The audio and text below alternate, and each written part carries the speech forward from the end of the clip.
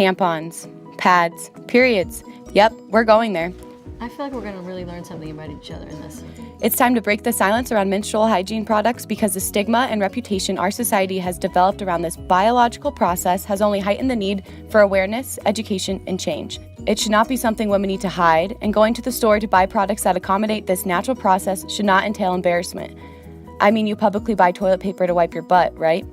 Periods are necessary for all of humanity, and hygiene management is necessary for health. So let's start this conversation off with a little background education on the female reproductive system with this short YouTube video clip. The internal organs are the ovaries, fallopian tubes, the uterus, the cervix, and the vagina. Most are familiar with the external organs, or the female genitalia, which consists of the labia, clitoris, and mons pubis. The mostly known female structure is obviously the vagina, which is a versatile muscular wall covered in a mucosal membrane, making it highly permeable, meaning, unlike something you swallow or ingest, substances that are placed in the vagina do not go through the body's typical elimination and metabolic processes. Instead, they are absorbed by the mucosa and able to pass directly into the bloodstream. The uterus has 3 layers of tissue: the perimetrium, the myometrium, and the endometrium. The endometrium is the mucosal layer involved in menstruation. If the egg from the ovaries is not fertilized during ovulation, then the endometrium contracts, the superficial layers of this tissue die and shed, which causes the bleeding.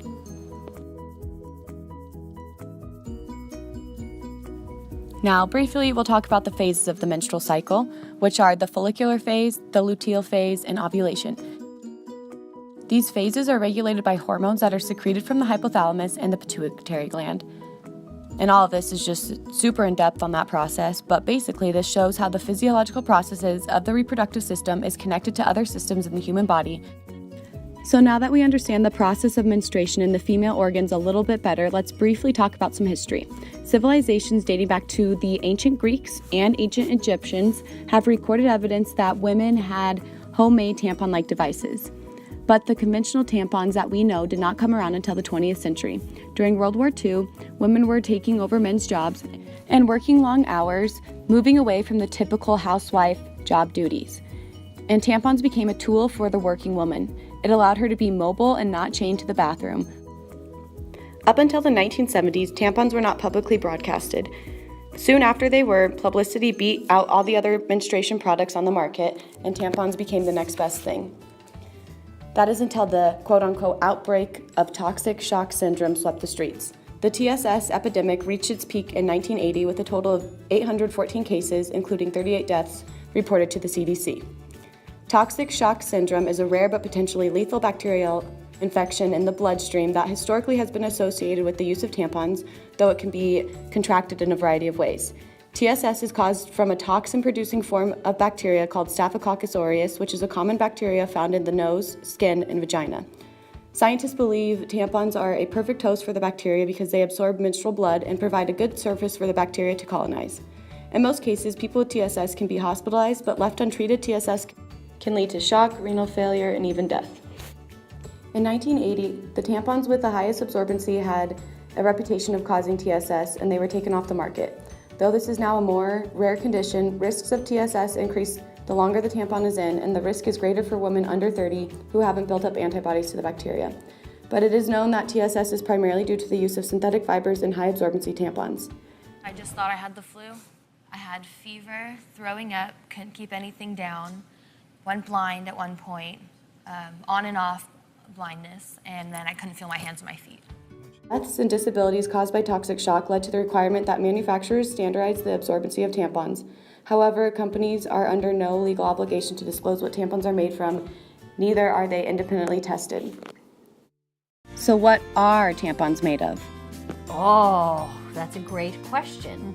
Well, one of the primary ingredients is a synthetic fiber known as viscous rayon.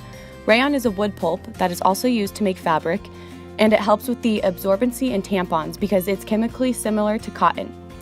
These fibers are known to stick to the vaginal tissue and cause micro tears when the tampon is being removed. The process to convert rayon to a synthetic fiber produces a byproduct known as dioxin. The EPA has determined that people exposed to high levels of this chemical may be at risk for a damaged immune system, an increased risk for pelvic inflammatory disease, and reduced infertility. The fact that women use multiple tampons a day for multiple days in a row makes them prime candidates to overexposure, especially since this chemical comes into direct contact with the vaginal tissue, which, like I said, is highly permeable and leads straight to the reproductive organs and the endocrine system. Because of the effect on hormones, dioxins are considered an endocrine disruptor. For women especially, this means that this chemical impersonates estrogen, binds to the estrogen receptor on the cell, interferes with estrogen signaling, and creates a cascade of disruptions in the proper function and physiology. The effects of dioxin are known to be cumulative, since dioxins can be stored in fatty tissue. Of another concern, most conventional tampons are also made from non-organic cotton. Cotton is one of the top plants sprayed with pesticides in the world. One study commissioned by a consumer advocacy website reportedly found detectable residues of 8 pesticides in one brand of tampons. The accumulative effects are therefore considerable and possibly measurable for years, allotting women to be more at risk for illness and disease. Despite all of this, the FDA currently requires tampon manufacturers to monitor dioxin levels in their finished products, but the results of these levels are not available to the public. What? This is due to the fact that tampons are considered a medical device by the FDA, and because of this, there's no labeling requirement for ingredients that is mandated. Aside from the ingredients, another big issue about feminine hygiene products is money. Collectively, women spend approximately $2 billion per year in the U.S. alone on feminine hygiene products. It is estimated that the average American woman will use over 16,800 tampons and pads over the course of her menstruating lifetime, meaning managing your period really adds up.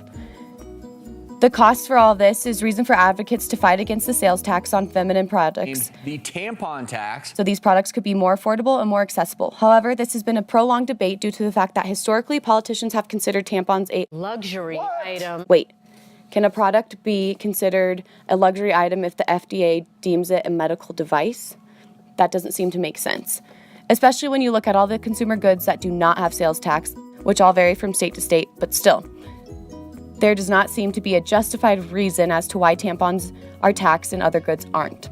Menstrual products are essential items we need to manage our health. Critics may say that these products are cheap, but that fails to account for the low-income families forced to choose between spending their last $10, the price of a 42-pack name-brand tampon, on menstrual care or on food. This also fails to account for homeless women and young girls who would rather makeshift a tampon out of toilet paper or a cloth than to stand on the side of the street with a sign stating that they need money for tampons and pads.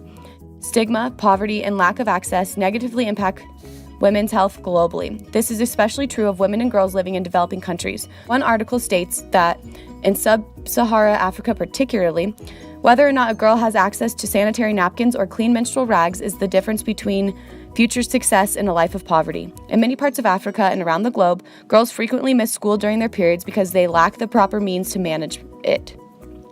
It is estimated that girls miss 20% of the school year, and 1 in 10 females will miss an even more significant amount or drop out entirely for this reason. However, the issues concerning these products do not necessarily only affect women, but everyone, including the environment. The estimated 16,800 tampons and pads that women use in their lifetime creates a huge amount of waste. They end up in the sewage treatment plant, clogged pipes, and wash up on beaches. The applicators are mostly made of plastic and do not biodegrade easily. One study found that birds as far away as Antarctica have died after swallowing applicators.